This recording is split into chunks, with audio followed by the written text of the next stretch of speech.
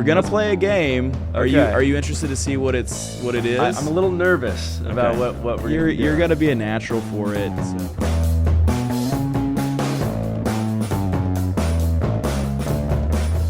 Hello and welcome to the Digital Orthodontist Live. I'm your host, Dr. Kyle Fagala, and boy, do we have an incredible episode for you today.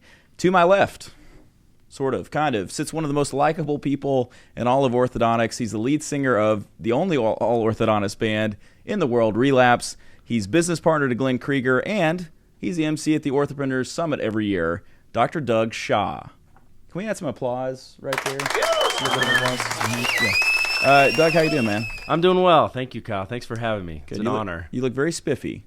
Oh, well, thank you. Very spiffy. Changed just for this. I know. That sounds like I was watching. I was not watching you. He was at my house. He changed. Anyway, so Doug and I just got back from Las Vegas. We were there for the Invisalign Ortho Summit. RELAPSE played the closing party, gala, whatever you want to call it. It was awesome. I had a great time. If you weren't there, you missed a great time. We'll play again someday. Any highlights for you from that concert? Anything you really enjoyed? Oh, I'm still rolling on a high from that concert. I think it was probably the best setup we had, biggest audience we had, and went off seamless. I know not everybody sees all the mistakes or things that happen behind the scenes, but this one went off really well. So you're not supposed to share when things go badly, but for what it's worth, our concert at MOPC, I'm sure from the audience perspective it was great, but behind the scenes and setup and in our monitors and everything, a nightmare. I was at my worst at that concert. And Doug, but I think everybody enjoyed themselves. Everyone enjoyed it. Doug's like, don't share the bad stuff. Yeah. Doug has to see the worst of me when when things aren't going well. I don't turn into the best version of myself. Alan also has to see that version. You just get to see the good version. But Invisalign, we killed it, and we'll be back playing at the AEO in Chicago. So hopefully you'll be there. All right. So what brings you to Memphis? Why are you here? Well, I'm on a road trip on the way to Atlanta. We looked into flights, and they were ridiculously expensive at this time of the year for 6 people. And so we decided to make a road trip and looked at the map and saw, you know what? Memphis is a good halfway point, and we can go visit our friends, the Fagalas. Wonderful. Okay. So, hopefully we have a good time. I've kind of landed on doing these podcasts. So easy. We have the studio, so doing them when people come through Memphis. So if you want to be on this podcast, come through Memphis. I would have had you on anyway, but it was like, oh yeah, it's a good time for Doug. So what are we going to talk about today? So if you're out there wondering, what are y'all going to get around to? We're going to get into some great stuff. We're going to talk about how to make partnerships work. Doug is probably one of the better known orthodontic partnerships, if that makes any sense. I think anyone who follows OrthoPrenuers and Glenn and everything he does knows that. We're going to talk also about how to overcome staffing shortages with digital technology. We'll get into this, but you work in Dallas, really tough area. It's obviously really busy, really competitive, and so I think you have a lot to say about that. We're also going to talk about how to successfully balance a busy family, thriving multi-location practice, and then you've got dozens of other responsibilities. And then we're also going to play a game that Doug does not know anything about. So stick around for that. He really does not know about it. I'm nervous about this one. And if it gets to that point and he doesn't want to do it, it's going to be awkward for all of us. So it's going to be fine. We used to do games on this podcast, and I'm bringing them back because I miss the games. But before we get started, I do want to thank this episode's sponsor, Neon Canvas. We're coming to you from the Neon Canvas sponsors, and granted, I'm a co-owner. But we have a U.S.-based team of 45 with multiple experts in each area of digital marketing, including SEO, web and graphic design, branding, photo and video, and much more. And so Neon Canvas is the orthodontic marketing agency best equipped to help you grow your practice. So check us out, neoncanvas.com. You can learn more there. You can also get a free audit at neoncanvas.com/audit. We'll tell you exactly what you need to know about how you're doing with your digital marketing now and how you could improve. So, Doug, I'd like to start some personal questions. This is what you would expect. We're just getting to know each other. I know you pretty well, but I want to learn some things I don't know. So, Sure. First question is, what you were like as a kid? Did you do well in school? And then what were your main hobbies and interests? So I was a busy kid. I did well in school. I don't think that I was much of a troublemaker. But did get into my fair share of trouble. I don't think my parents knew about the trouble I got into.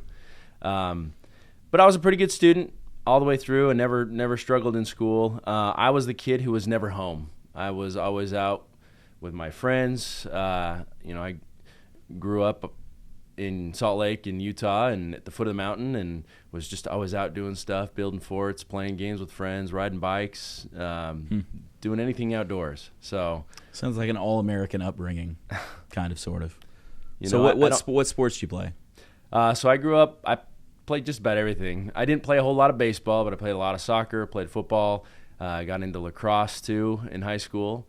Played basketball. So man, you kind of did a little bit of it all. So did you do any like scouts or anything like that? Or I no? did, yes. Okay. I actually grew up in a very strong scouting family. Indeed. Yes, my mother was a Cub master when I was young, and then my father was a Scout master as I went through all my scouting years. Okay. Eagle Scout. So nice. What's your favorite knot? Don't ask me that anymore. I got to teach my kids. Do you remember though? So I was not into scouting. I had a handful of friends that did, and you interview for orthodontics, and you run into different people who are Eagle Scouts. It's common in LDS. Is that wrong? Yeah. Okay. All right. So it was okay.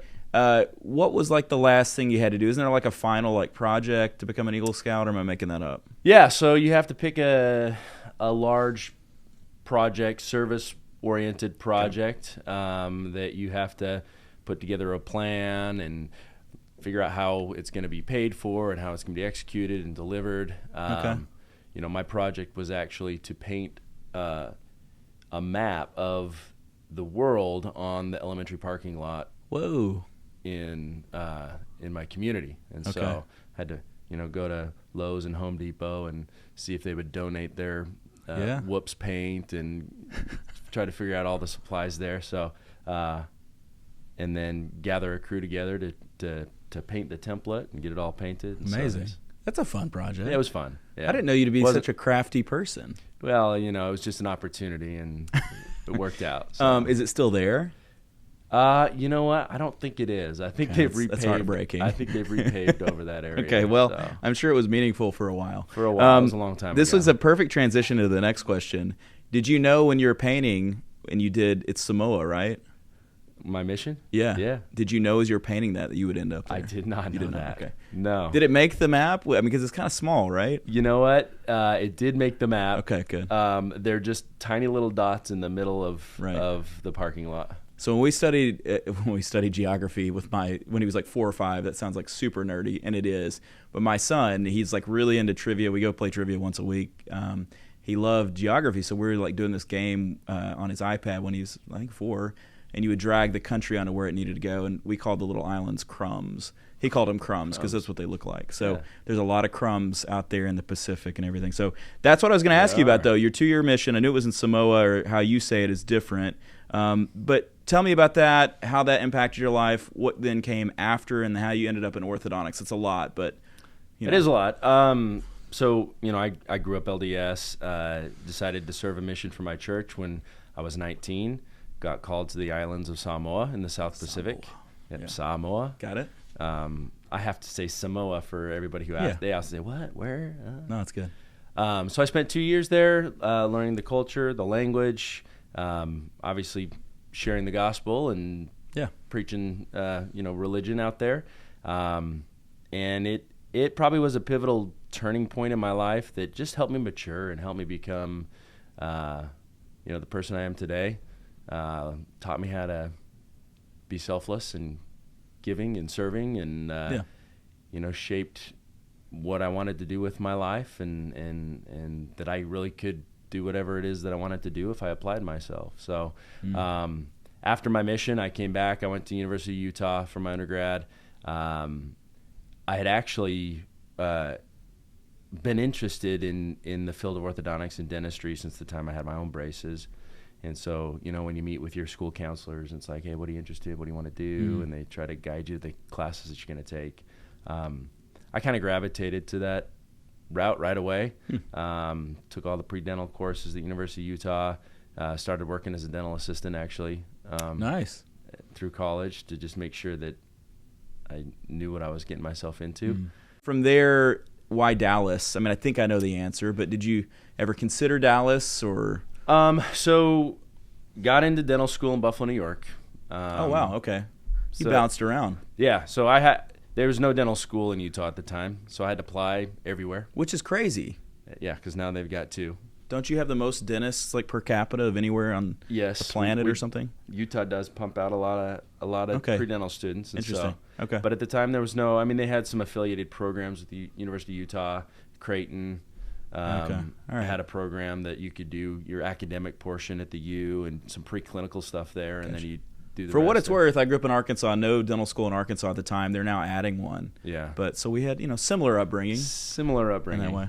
Yeah. So applied everywhere. Tried to learn the game. There's feeder schools, like how whatever school accepts. So I played that game.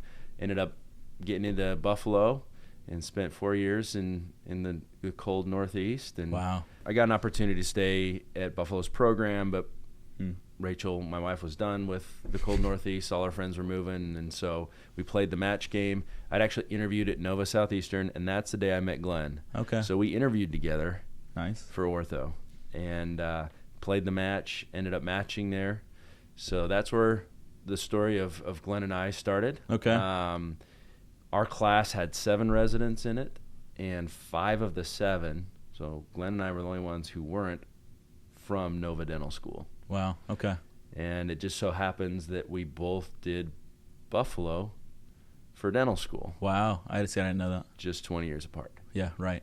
A little difference. So, but yeah, that's where that all started. We kind of hit it off pretty early on. Obviously, I looked to him as a mentor because he'd had life experience. He'd been a GP for 20 years. He knew the world of business. So he probably got annoyed with me, but I would sit and pick his brain every day at lunch. I mean, he enjoys conversations, so we basically went through residency every lunch together. We were talking about business. We were talking about, that's kind of where the idea stirred up. Hey, we should do something together.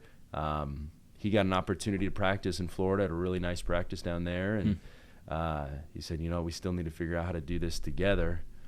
And so I ended up taking my Florida boards while I was there. Didn't end up practicing in Florida anyway, so I started looking out west, originally from Utah. We knew we weren't going back to Utah, but we wanted to get back closer to family. So we started exploring options. My wife, said, well, let's look into Texas. Everything we've heard about Texas is great. And so we started looking into Texas. We went and looked at Austin for a bit, looked at a practice, College Station, and then was going to end up going to Oklahoma into a practice with some buddies of mine that are out there. And so we were in talks of making that happen, and knew that I wasn't going to be practicing with Glenn at that point. But he called me up one day and said, he'd been negotiating his employment contract with the practice he was going into. He said, Doug, things aren't going right. What do you think about Dallas? I said, for reals? He said, yeah. What do you think about Dallas? Should we do it? I said, let's do it. And so we went to Dallas. There was no practices available, but we were going to make it happen. So went out there. We found a brand new startup practice that had been open less than a year that we acquired. And so it was essentially a startup the first year. And then a year later, we opened up another de novo. And then almost 2 years later, we acquired a third practice. Wow. So, and I know you guys are rolling now. Well, let's get into that. That was great. It's funny. There's a lot of commonality. I think people enjoy hearing those stories because it gives life to someone. And I've known you for a long time, and I didn't know some of those details. So, well, let's jump into this. For those in partnerships, maybe you're an associate with a senior doctor, maybe you're 50-50 partner or whatever. There's a lot of different versions of that. How do you and Glenn divide practice responsibilities? Was that established early on and it's just continued on? Has that changed with other changes in the practice? Or yeah, I mean, it's evolved.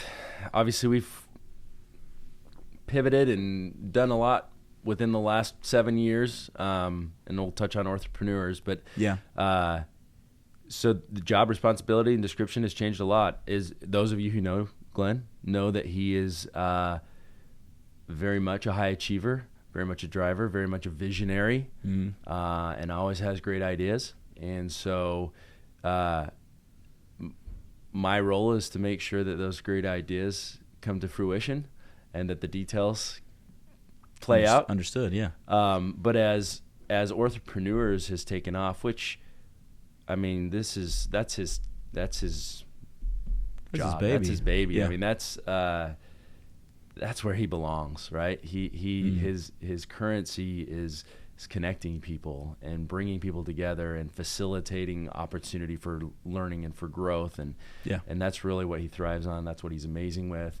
And so at this point, currently I run all the operations of our practices, and so we've been able to slowly reduce his days in the office. Well, he can focus more on delivering value to the orthopreneurs, the meeting, the RD group, everything that goes on that side, and where he doesn't have to worry as much on the practice side, and it works out well. Like I said, we've never practiced together in the same office with patients. Oh, that's interesting. Yeah. It's probably a good thing that we don't. Again, we wouldn't be very productive if we did. I mean, again, your story's like somewhat uncommon in that way. So, and you're very, very, very different people. Yeah. And so that's not a bad thing. I mean, I think there's every argument to be made for finding people that make up for your, inadequacies and, and vice versa. And I think the thing is, like, meeting the two of you, you could both be very successful separately. And so it's kind of fun to see the two of you together. Kyle. It's synergy. No, I get it. Or so I've been told. Yeah. Well, that's cool. Let's kind of move on from that. I want to get into staffing issues, because I do think, if I'm going to say there's like been a most common topic in the last year, it's probably been staffing issues or corporate orthodontics, which we'll talk a little bit about that too. But fortunately, knock on wood, we've not had a ton of staffing issues in Memphis. And I don't know if we're doing something right or we're just lucky. I'm going to keep knocking on the wood. So, but this is definitely a common complaint. I think it's probably only made worse by being in a metro like Dallas. And also just, I think there's a lot of cultural changes, that kind of increased transience of people. They're moving from place to place to place to place. People are delaying marriage. I think that contributes to that too. And so it takes a while for people to decide what they want their career to be, whereas probably 20 years ago it was like someone starts as an orthodontic assistant and you'll see them like celebrating the 36th year anniversary. It's like, man, I wonder if we'll ever get there, So 3 months. We're celebrating 3 month anniversary. You're doing them in 3 month blocks now. So when do they get the car? At 18 months, Well, they're going to ask for it at month 4. Yeah. So, so you better be ready. Yeah. So I guess walk me through the last few years of that, just sort of from a story perspective. How has that been an issue with staff shortages? Just tell me that first. Well, right now we're at about 40 team members, and so we face a little different. Is that including orthopreneurs, or you're just talking ortho? Ortho, 3 practices. That's great. 40 team members. We built up, and we'll get into the corporate thing, but our plan was to scale, right? So we worked on our infrastructure. We put in we call it our communication center. Yeah. We built an in-house digital ortho laboratory with our 3D printing. We were doing a lot in-house 3D printers. And it was COVID that changed everything, right? Mm-hmm. I mean, there's the pre-COVID world and the post-COVID world, and it's been a battle, and it still is, right? So some of the things that we're working on are work in progress, but we can see the writing on the wall, and we need to know that there's a pivot and a direction that we need to go that's relying less on team and people and more on technology. And so, coming out of COVID, we experienced the growth that a lot of practices did, right? It was just, but we didn't have the people. And so it was like, how do you balance that? Because you can't just turn the switch off on an ortho practice. No. Right? You've got to show up and you've got to treat these people. And you get in this vicious cycle when you're down staff. It stresses the rest of the staff out trying to carry the load, and it just it was this kind of revolving door, because no one would stick around long enough to see that, hey, once we get through this, if we can get to the other side, we're gonna be okay. Yep. They just, because they could go get $1 down the street, because that was happening there too. And that's, at least in DFW, we've struggled with that. It's been tough to find good people. And it's one thing to say can't find people at all, because we can, right? We can find plenty without experience. Yeah. But it's hard because you're in that environment where you're short-staffed, undertrained, and you're plugging new people in, and it makes it worse for a period of time. It makes it worse for a period of time, and the staff you have to rely on to help and having them it's a mess, right? Anyone else dealt with this? Raise your hand. Is that who else? Oh yeah. Hopefully it's not just me. We've dealt with some of it. Yeah, no, I mean I think we're overall fortunate. And the landscape has changed, right? So why would I sit in this stressful environment trying to manage and handle all this stuff when I can go drive an Uber and make more and run my own schedule? Sure. And that's what we're facing, and that's the battle that we're up against. And so, we've made the decision in our practice, and some great things have happened too, right? So I know that many of you know we've had Gustavo on podcast before. He was our digital ortho tech. Super happy for him. He got an opportunity to move on in that world and join up with ULab and help take them too. So we're super thrilled. They're also here in Memphis if you want to go firebomb their office, Yes, I'll be like, why did you take Gustavo from me? He's great. Yeah. I've seen him on their social media. Huge personality if you don't know him. Yes. You'll have him doing stuff at the meeting, and he's I think leading like the staff track or something. So but that's tough. You lose someone like that. You got an all-star on your hands, lose someone like that, and you end up in this predicament. It's like, well, what do we do? And so we had to make the decision of, look, we need to look at the technologies that are available. How can we be more efficient, relying less on people on a day-to-day basis? And the answers are out there. It's not like they're hidden or a secret. But we work to increase our share of chair with aligners. Because I will tell you, it's a whole lot easier to train a new assistant on delivering clear aligners than it is brackets and wires. I mean, it just easier to train how to scan than to bond. Easier to train how to scan than to bond. Sure. I mean, just so we started, and we were already ramping up our share of chair with aligners. What was your share of chair before COVID, and then what is it now? So it's different for each practice. I think before COVID, we were probably sitting around 20-25%. And now we're probably pushing close to 40. Okay. We're wanting to get at least to that 50% mark, or even higher. I mean, I would go all in at this point. Really? One of my practices is heavily phase one. We do a lot of. We got a young pedo next door, so we do a lot of phase one stuff. But I've been getting more comfortable and doing more with Invisalign First and finding out what the capabilities are with that technology. And so that was number one. And along with that, we started rolling out remote monitoring. Sure. Right? So there's plenty of, couple of top options out there for remote monitoring, but you're using dental monitoring. Yep. Yeah. Okay.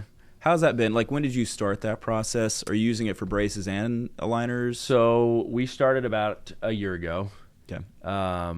And we started with just our aligners. Okay. And it's been, you still have to have team members. You still have to have systems. You have 40, so it's not like, you got like a small footprint here. This is, But for a period of time, it's like anytime you implement a new technology or something that's supposed to bring efficiencies, there's an uptick in effort and work to get it going before you start to scale back or dial back, right? Yeah. So the goal is that as the attrition happens, we're not having to continue to build it back up, right? And so we started with our aligners. We tested the water. We started rolling it out, and it takes a while, right? So it's a leap of faith to really trust in a technology that it's going to do what it's supposed to do, and you still have to have the right systems in place for it to be effective. You can't just give it to everybody and say, "All right, here you go." Sure. And so there's a lot of trial and error trying to dial in the right systems with that, but we've kind of got it. We've started to see the efficiencies of that. The whole goal is to eliminate any unnecessary appointment. I mean, how many unnecessary appointments do we see every single day? A lot, right? Quite a few. Yeah. Anytime you're retying a wire, anytime you're checking a line, oh, looks good, all right. Now, are you self-ligating or no? We are. Yeah. So that helps. Yeah. So that helps too. But we're still seeing them unnecessarily, right? Sure. And if you can control that, you just see your schedule open up. And so you deliver your aligners, you deliver the remote monitoring system. You have to set up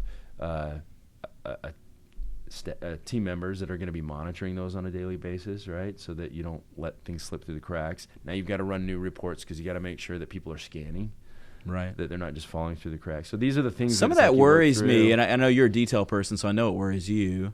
Glenn's fine with it. It'll work itself out. Yeah. But so again, the details. I'm worrying about the details, and he just wants to know, when am I going to see my schedule be lightened, right? So with dental monitoring, just quickly, you have how many assistants that track that, and is it every day? Is it once a week? Like, what's the? So right now we're at one who's started part-time, and we've kind of designated time as we've ramped it up. We've had to pull her off of the chair more and just have her full-time. After our aligners, we launched with our growth check patients, right? Our growth and development patients. So rather than seeing them every 6 months, and that was an evolution. You start out, you think you need to see them every 6 months, and then you're like, why am I seeing them every 6 months? Maybe I need to push it to 9 months. And then your schedule starts filling with more of these unnecessary appointments for them to come in and be like, oh, yep, looks good. We're really watching these things, because you still want to have that connection, right? You want to build that relationship. Yeah, we do once a year now. Yeah. My question about growth guidance, I'm inserting all sorts of questions here, but that's okay. What do you do without a pan? Because I feel like at a growth guidance appointment without a pan, I'm you blind. You don't, but it gives you that touch point, that top of mind still in between when you set them up with a scan box, because I'm still going to get a pan once a year. Okay. I'll still. So you're doing no different than what probably the average orthodontist is. I know some do every 6 months. I feel like that's a little overkill on a pan. Yeah. And seeing them, like, for one thing, I'm not very likable in person anyway. So like for you, I'm sure they miss coming to your office, but they come to my office and they're like, what am I doing here? So you're doing a 6 month check with the box. So no, we set them up now. Okay. So they're going to do a scan once every 90 days. Oh wow. Okay. And we don't charge them for it. Some people do, and I get the argument why you should have them invest in that, right? Yeah. But it gives you that extra touch point. It does let you see, when people have concerns. So it eliminates a lot of extra visits that aren't necessary, right? Yeah. Or you can talk them through it. It's an app that you can communicate back and forth, just like texting or whatever with images. A cool selling point is that when they do these scans, it stitches them together over time, and it lets them get this more video of their smile, right? Sure. So there's some cool features with it that way. What's the rate at which, and you may not know an exact number, so just guesstimate, but like what's the percentage of growth guidance that are doing it every 90 days? I know limited sample size, you've only been doing it for so long, but what it's are you limited seeing? Sample size, and so this is where we've brought another team member on to now oversee the growth and development scans. Okay. And I don't know the percentage off the top of my head, but I'm a stickler for running reports and staying on top of them. We're gonna go print it off tonight and check it. Yes, because I'm curious. I've talked to them, and I'm sort of on the fence about it. So people make some really like compelling claims for it, and then of course, like with anything, you talk to some people who are like, "Oh, we tried that for 9 months, hated it." So it's like trying to land on what I think is necessary. But go ahead. But with the growth guidance as well. Yeah. I mean, we talk to them about this technology and say we're going to be using this through your treatment. Yeah. So plants that seed and they're already set up. They know the system, and it's just kind of seamless. So it's not just just for growth guidance. They're going to be using it. So our plan now the last piece of the puzzle is rolling out with braces patients, right? So we haven't gotten there yet. The plan is first of the year. Okay. I want to make sure that we had our systems in place so that our house didn't crumble. Before just rolling out with everybody. Sure. So you asked Glenn. Glenn would have just given it to everybody on day one, and right. You're a little more cautious about it. Yeah, no, I get it. So I think that's great. I do. So I think it's gonna be interesting. To me, that's a huge game changer. And I'll be honest, I usually feel like I have a good instinct on new products and ideas. That one didn't make any sense to me, and I understand it with the liners. I still struggle a little bit with braces, like when I've asked them questions, but maybe I'll come around to it. Like 3D printing is an example. Like that immediately made sense. It's like, oh, of course. Now I got one, and then it was like, I don't know. So I'll come back into that world some other day. Again, it takes all that initial effort and training and team to put it in place, and that friction that you've got to go through to make it integrate seamlessly into your systems? For me, I think it's the trouble of the homework, both in the implementation, but the ongoing homework with digital systems that's hard for me. So you do have to have someone who's kind of like your hero or your champion to like take that segment of your practice and run it, and it's all just very different. So as I've evolved in my practice, at least, I've taken this. I'm not going to be an early adopter. I'm not even going to be like that kind of like the rising. I'm going to like wait till about the middle, and then I'll get in at that point. So you want to play a game? We jump on anything new and shiny. No, I know. Well, there's that too, and you're innovators, and you have reason to be. So we're going to play a game. Okay. Are you interested to see what it is? I'm a little nervous about what we're going to do. You're going to be a natural for it. So we're going to play a game called Do Your Dance. Or is it Do That Dance? It's one or the other. A new game that we've made up. It's a new game. For Doug. Okay. It's a brand new game for Doug. Okay. If you've ever spent 5 minutes with Doug, you probably know that he loves to dance, and he's really good at it too. It would be terrible if you weren't good at it, you know? It wouldn't be very endearing. So I want to play a game. We're going to play some music from some famous dance crazes over the past few decades. We're going to see if you... man. I know. So stretch it out, buddy. We're going to see if you know the dance as it plays or not. Hopefully we don't get these songs. The audio is just going to go blank during this part, but we're going to play the songs. We got it's about 2 minutes of some songs. If you just want to go ahead and get up, I'm going to be the awkward one sitting here just like watching you dance, but we're going to do it anyway because I feel like people at home will enjoy it. I know. And we'll see. We'll see. Wet the lips here. Yeah, wet the lips, please, because the lips are very important to your dancing. They are. We'll see how many of these you can get correctly. They're going to change about every 15 seconds. Oh man, I don't let you down here. You won't let me. Where does he need to stand? Just right here. Let's see. I felt this felt less awkward on paper. You know? Are you going to turn that light on? Only if we need it. We're gonna keep Oh, okay. All right, here we go. All right, here we go. I love this background. Look, it feels like we're in the club.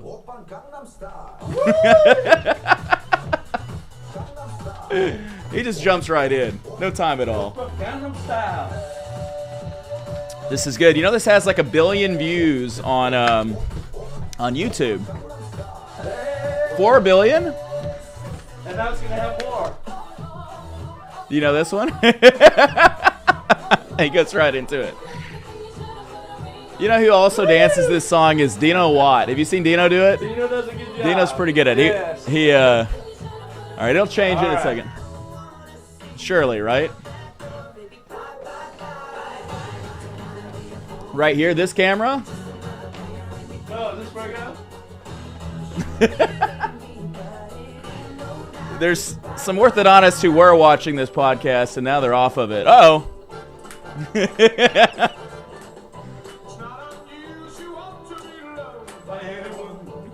There's only a few more left, Doug. You're doing great. You're 4 out of 4. I need to take my... Do you know this one? I don't know this one, but I can walk like an Egyptian. You don't know this? There it is. You got it. It shows up in. There should be a little of this. There is a little bit of that. See, it's like. Oh. This is the signature dance. That's the last one. Teach us how to Dougie, Doug. Everybody love me. Everybody love me. All right, you're welcome, everyone. Thanks for being a good sport. You knew them all. Except for walk like an Egyptian. Walk like right? an Egyptian. All right, so that's good. We got it. He wanted to hear the end of it. He's like, "Hear my fade out." There we go. So we had to end with "Teach Me How to Dougie." We'll come back to it. Fantastic job, Alan. Thanks for piecing those songs together. That's going to become the clip that we run to promote the episode. Okay. He's like, "Are you sure?" He's like, "We'll talk about that later." No, that was fun. Yeah, walk like an Egyptian. The Bengals, I think it is, but you nailed it. It's like it made sense. Just do the Egyptian dances, right? How'd you learn how to dance? I know it's like a stupid question to ask, but like you were kind of like known for it. I mean, like really, like the first time I think I remember like saying, "Oh, that's Doug." It was you dancing at the first OrthoPrenuers. I know that sounds like what's ironic is it was you and Ock. It was on stage, yeah. And John Graham. And John Graham. And John didn't make it into the band, but one day, John, he is a musician. I mean, he was in a band. And was he really? Oh yeah. That I did not know. Okay, well, fair enough. Ask him about that one. How did you learn today? Was that something like everyone in your family did? There's people looking through the window that were just that somehow they figured out that you were dancing in here. So, sorry, we need a curtain on the studio. But how'd you learn? Like, was it something you were always interested in, or what? Yeah, I mean, never formally trained. I mean, I did performance groups as a kid, and probably where I learned most of my dancing. And again, I don't think I'm no, you're a good dancer. I don't think Look, when you're an orthodontist, the joke I always make is like in the land of the blind, the one-eyed man is king. And not to say that there aren't other orthodontists who dance, and there's a handful, right? But not a lot of like crossover with like orthodontists who went to 17,000 years of school and are great dancers, right? It just doesn't seem to be all that often. So when it happens, it's kind of fun. It was all underground basement dancing, you know. Grew up, one of my best friends and I, he had a dance floor in his basement, and so we'd do all our hip hop and pop and lock and nice. You know, walk like an Egyptian. There were those like series of like dance DVDs. Did you have any of those? Like where they would teach you how to dance? You know what I'm talking about? No. Okay. You know, if I had the YouTube of today back then, I mean, just imagine how dangerous you would be. Wow. So, well, I'm a guy that I have rhythm, but I can't dance to save my life, so I'm always impressed about it. So, all right. If that made you uncomfortable, I apologize. I thought you did great. I think people are going to enjoy it. So we got a few more questions to go through. I want to talk kind of, elephant in the room on some levels, if people know you, is corporate orthodontics kind of conversation. You joined Smile Doctors, like about a year ago at this point? Just over a year ago. Right before the calendar year came around. Yeah. I don't want this to be an advertising pitch. I feel like I've had a few guests recently who have done this. I did an episode on corporate ortho. I'm not associated with corporate ortho for what that's worth. It is, I think, obviously like a big point of conversation recently. So I don't want this to feel like an advertising pitch. So to whatever degree you can be honest, obviously you're biased on some level because you're with that group. But sure. I know you guys, knowing you and Glenn both, you met with a lot of groups. So we did. Why did you land on Smile Doctors? To whatever degree you can say this as honestly and authentically as you can. Sure. And I know you will. But sure. Why'd you choose them? So this was not something we were looking for. Okay. It kind of came across us, and then it was nothing but that for a good 7 months, 8 months, looking into all the different groups that have started, OSOs, DSOs, and ripping them apart and looking under the hood and seeing what they were made of. And look, they're all great. There's a lot of great reasons to join an OSO or a DSO, but they're different for everybody, right? So for us, we wanted somebody who was going to help us continue to take what we were doing to the next level, and have support. Honestly, it came down to it had to be a win across the board for everybody, meaning obviously it had to be a win for the doctors, right? For the value of the practice. But we had brought on an associate that was on a track to partner at the time, and had to be a win for him. Had to be a win for our team, because we weren't going to make this move if they weren't going to be, their lives weren't going to be improved or benefited from it. Sure. And then still have a win for the patients and have the autonomy that we needed to practice that we wanted to practice. And if you look under the hood at OSOs and DSOs, it's a risk-reward ratio that you're going to get, right? Some of these newer ones, sure, you could see a much higher multiple, but who can anticipate the future? And look what's happening right now, right? Who knows what's going to go on with the economy? I know it's not going to be pretty, but maybe. We'll see. See, here I am being negative, and first time for everything. When it comes to financial matters, it's like, I don't know. We keep waiting for that. I mean, just in fairness, like someone's going to watch this in like 3 months, and it's going to be like the worst financial crisis of all time, and it's they'll be coming, like, Kyle. Doug was right. It's coming. No, it probably is. I've just been hearing it for so long. It's like I'm waiting on it. It's like, when's this going to happen? And part of our decision was we wanted to give up a little bit of the upside for more security. Okay. More of a secure, safe move. Yeah. Right and obviously going with the oldest OSO smile doctors. He's been around the longest. oldest. I love that you said that. The OG. at the ripe old age of 6, Yes. or whatever. But still, I mean, fair enough. No, they are the oldest, the biggest, for sure. It's safest. Oldest, biggest. It takes a lot to run one of these organizations. Sure. Now being on this side of it and seeing how much infrastructure needs to be in place for the support teams, Sure. for everything to happen, the playbooks, the things like that. Like, it takes a lot, and so they've been through the trenches. They've learned a lot. They've made bad decisions. They've corrected them, and I'm sure everybody will continue to do the same. But from a financial backing standpoint, from a PE firm, we had people in that world asking the questions to know how secure these groups were, right? How far could they go? What could they withstand? What are going to be the bottlenecks that keep them from going to the next level? And at the end of the day, we made the decision based off of all that information that we received, and it's been good for us, right? Good. So it's not for everybody, and everybody joins for different reasons too. So what was your primary reason? Because you strike me as a little young to do it. How old are you, by the way? 38. I'm 38. Yeah. I guess I should have known that. Another commonality. Well, that's crazy. There we go. I'm just like Doug, except I can't dance. What was your main reason? So, as OrthoPrenuers was obviously growing, we wanted to continue to scale our practice, and I was running it by Glenn was phasing out. I was trying to pick up where we could there. It was kind of an opportunity that they came to us at this time. We put the infrastructure in place. Like I said, we put a communication center in. We were following it. We wanted, Ben Fishbein was a great mentor.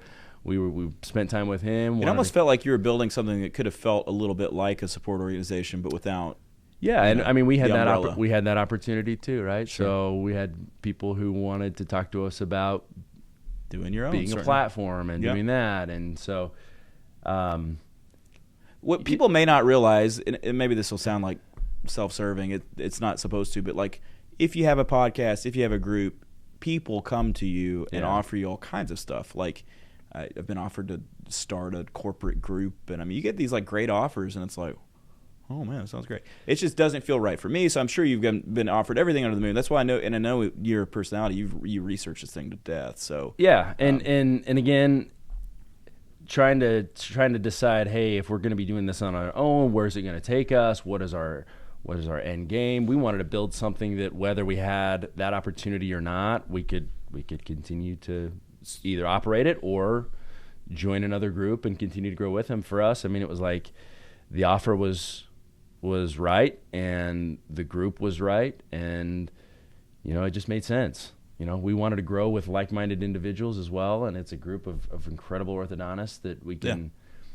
And this is another reason why we've been able to kind of implement the technologies and kind of move forward with that the way that we have. Whereas, power is in numbers, right? So economies of scale. Like I know the dental monitoring thing is, Smile Doctors has an agreement with them, and so it helps us with things like that.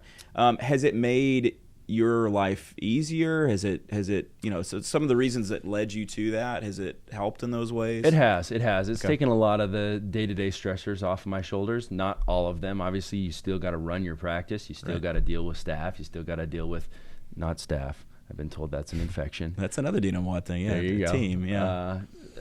Team and all those issues.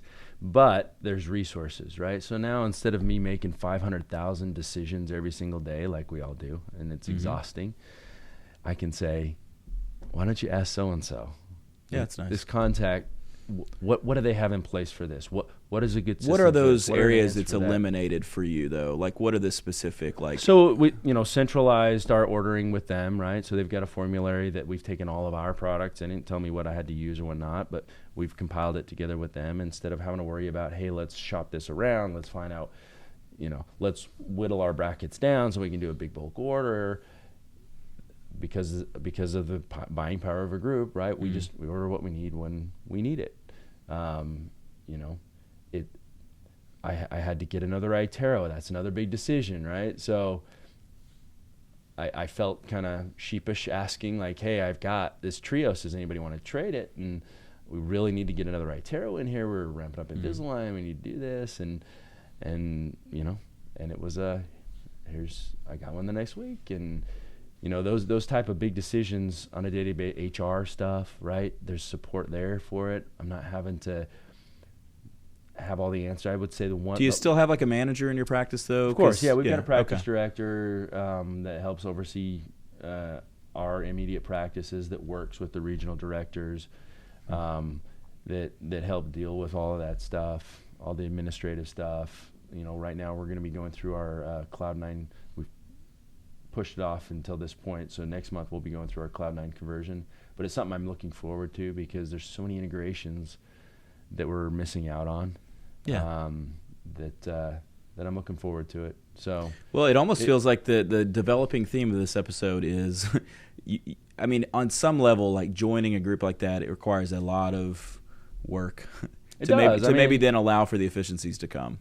Just like anything. Yep. Yeah. Okay. Well, thanks for answering all that. It was very good.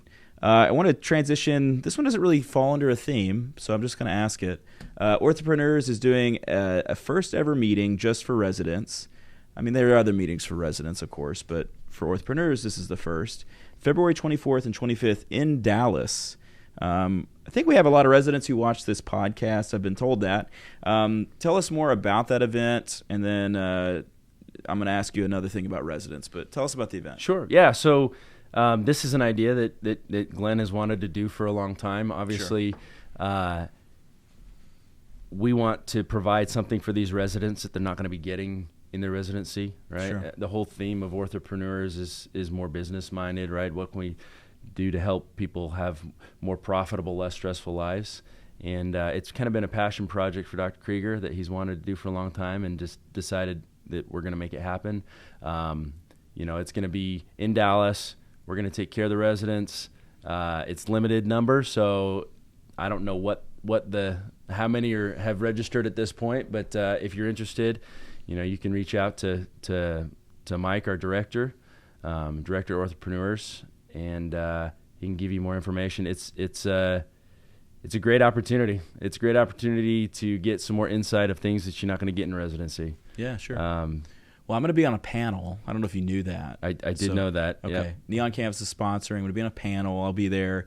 And it's just a day. It's like a Friday night. There's like a mixer, and then there's half day Saturday. Not even a full day Saturday. It's like a 3 hour, like till 3. Yeah. Not a 3 hour, but like morning till 3. So, and I'm guessing you'll be dancing somewhere. I always find an opportunity. Hopefully there's a band. We were at a meeting in Nashville, and there was a band, and we got to get up and do some stuff. Yeah, that's been a really fun thing, Doug, in our relationship as it's evolved, is now we have music. Yes. So along the residence kind of angle, you're also one of these people that you're in front of so many people, and Glenn, let's be honest, a little bit more so. As you said, OrthoPrenuers is his baby, but yeah. You MC the meeting, and I know if you're like me, you have people coming to you with questions all the time. If there's any residents out there, young doctors out there, any advice? You've kind of been through this. You're now sort of in the second season of your career, as it were, in some ways. Sure, yeah. Just some quick advice, maybe some things that you hope to cover at this event. So, for me, I think this profession, for good or for bad, is not what it always was, right? And I think you need to go in with your eyes wide open. It's not a matter of going and getting a certificate, coming out and hanging a shingle. Yeah. Right? So there's so much more that you've got to know and understand. You've got to understand business. You've got to understand marketing.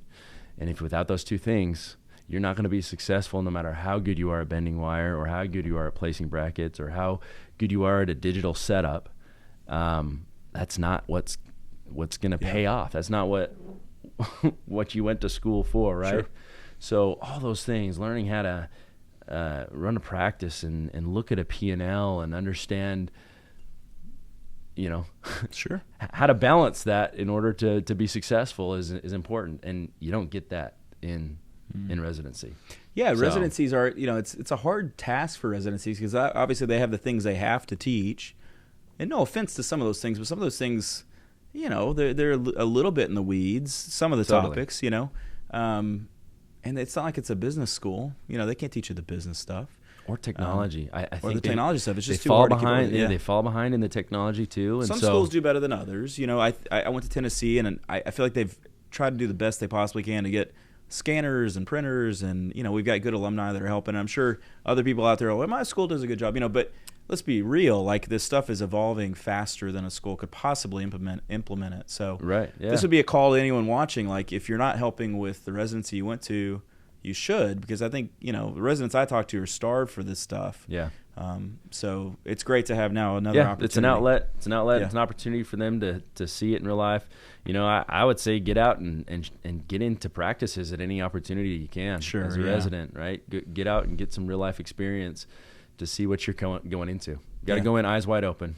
Yeah. One of my biggest pieces of advice over the last several years is to join all the Facebook groups, and even though it may seem like something you don't have to think about right now, and it's hard to engage in information that's not applicable to you in that moment. And so maybe it's one of those things like, do as I say, not as I do, because I don't know if I would have been able to do it. But for those that are really hungry, join every group you can. Agreed. And learn as much as you can. And it sounds lame, but there's like 4 or 5 or 6 or 7 years of history in a lot of these groups. Just go spend like a weekend just combing through it. Yeah. No one's going to do that, but they should. All right. So work-life balance. We're going to end with this.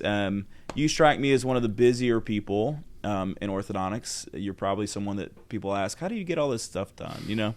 And so you got 4 kids, 3 practices. Is it 3? 3, yep. All right. You've got the largest independent orthodontic meeting, as far as I know. One of the largest, if not the largest, like study clubs, Facebook groups. Not to mention, I know you stay busy in your church and your personal life. Kids, I'm sure, play lots of sports like you did. You've also now got RELAPSE. Sorry. I feel like I should apologize to Rachel and to Glenn. Your 2 wives, Yeah. Sorry. Okay. It's a good thing, though. But Yeah. How do you keep balance? And when I think of balance, I think of, this is from Luke, but heart, soul, strength, and mind, for what that's worth. How do you keep proper balance in all those ways? In all honesty, Kyle, I don't. Yeah, exactly. But no, nobody does. But Nobody does. Yeah. But as long as you are striving to meet in the middle, I think that's what matters. I think it's important to understand and be okay with the fact that life is out of balance at different phases for different reasons. But making sure that magnet that's being pulled to the center and trying to keep everything balanced is in check is what's important. I try to be, I'm a pretty involved father. I'm there for my kids as much as possible. They are involved in a million different things. And in all honesty, if it wasn't for partnerships, none of this would be possible. Number one being my wife, obviously, for family life. She's what keeps everything running. Yeah. And so if it wasn't for her, that would be a mess. Having Glenn as business partner, helps keep that running too, right? When I'm falling short and I need help, I need Glenn. I need some help in this area. He's happy to help step in, right? And I feel like vice versa there with the OrthoPrenuers. But look, man, I'm in the same grind and struggle that everybody probably watching this podcast is too. It's no different. Sure. We all have our own demons that we struggle with in trying to keep balance in life. What's hardest for you? Like, as life has gotten busier, maybe just let's say like in the last year, where are you finding yourself struggling the most? No me time. Okay. What would me time be like for you? Just curiosity. Just being able to do nothing. Okay. Yeah, sure. And not feel guilty for it, right? Got it. Not feel like, I should really be doing this or I should really be doing that. Mm-hmm. Because you feel the guilt that like, hey, I need to invest more in this office. We got to get things going better here. I need to invest more in my kids. I'm not spending enough time with them, or my relationship with my wife, right? But you also got to invest in yourself. You got to make sure that your mental wellness is in check, or all those other areas suffer. And so, what about sleep? You get enough sleep? I don't. You did this weekend. I did this weekend, and I think it had the opposite effect on me. Right. For me, too. I fell asleep in the Michael Jackson show. Yeah. And I'd slept So the funny thing about sleep is I don't snore. I may have, sleep apnea, but none of the signs of it. But I have all the symptoms of it. Oh, no, really?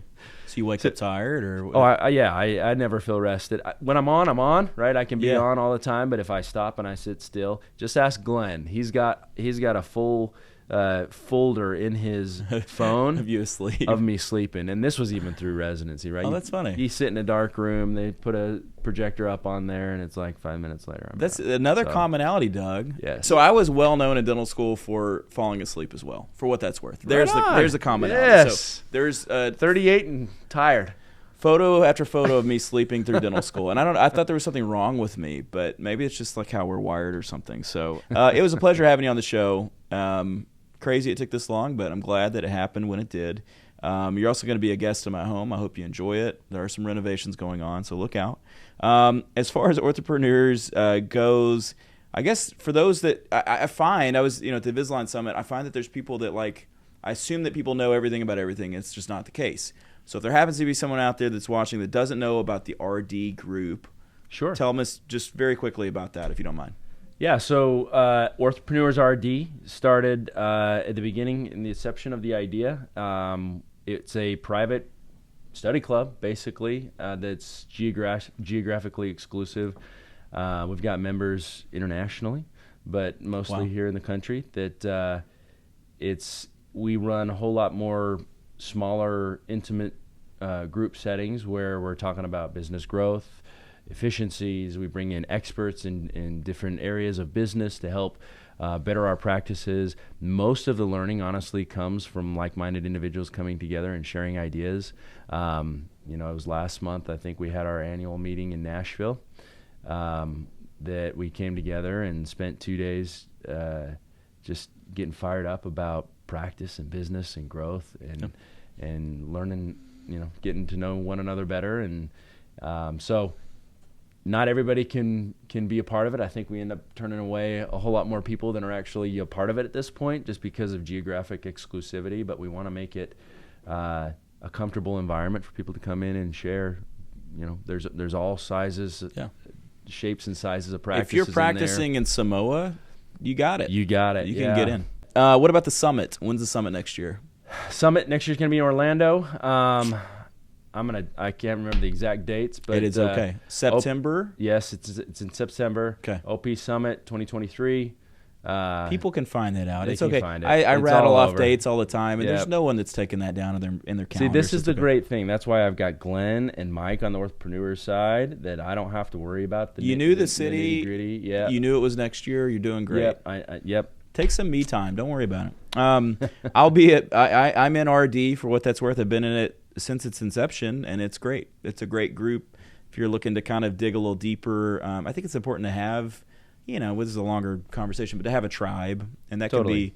I've got my small tribe from residency. Some of you got your bigger tribes, but you need to be able to find commonality and opportunity for growth with like-minded people. Especially if you don't have a partner, right? It's lonely as a single practitioner, and even if right? you do.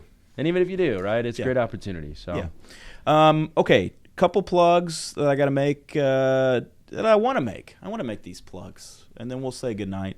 Thanks to the sponsor, Neon Canvas. They allow me to do this, so seriously, thank you. If you're looking to grow your practice, wanting help with digital marketing, your website, your brand, et cetera, give us a shot, neoncanvas.com. If you're a Neon Canvas client, I'm excited about this. We just booked for the AAO, which is in Chicago in April. We're going to have the entire outfield. It's called a Bud Light patio. So if you're a client, you'll be able to come to that. So we'll sit in the outfield during a game, and it's against the Dodgers, so it'll be good. That'll be at the annual session in Chicago.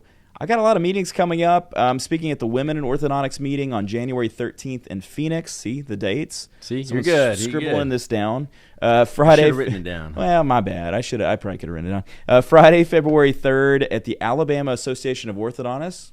That's a fun one. I'm going to be driving over to Birmingham for that. I'm going to be on the panel at the OP Residents meeting, Summit. What are we calling it? Forum? Yeah, that maybe. sounds good. You don't know. Again. Text Mike. Text Email Mike. That's going to be Saturday, February 25th in Dallas. And lastly, I'm going to be lecturing and playing with Relapse at the AAO in Chicago, April 21st through 23rd. We get to play, like, we've had some really amazing opportunities. This will be, you almost start to worry, is it ever going to get any better than this? We're playing at the Wintrust Arena, which is where the WNBA team plays for the AAO, which is insane, and I can't wait. So we're going to actually that coming off a gig in Vegas, right? Who gets a... Insane. It really is insane. So if you're listening to this on Apple Podcasts, thank you. I would love it if you'd subscribe. I'd love it even more if you give us a 5-star review. If you're watching this on YouTube, do all the stuff the YouTubers say, hit the subscribe button, hit the bell or whatever, like it. And if you're not in the Facebook group, The Digital Orthodontist, you should join. It's great. So The Digital Orthodontist on Facebook, join that. Finally, thank you for spending time with us. I know you had something else you could have done with this hour of time. Hopefully you enjoyed it. Thanks to Dr. Doug Shaw over here to my left. And, of course, thanks to my team, Alan, who is in here, Scott, who walked by a couple times, Kurt, who's down the hall, Tom, who's in Alabama, and then my wife, Anna, who always helps me out. They always help a lot to make this possible. And from all of us here at the Digital Orthodontist, those who I did not name, I'm Dr. Kyle Fagala, signing off. We'll see you next time.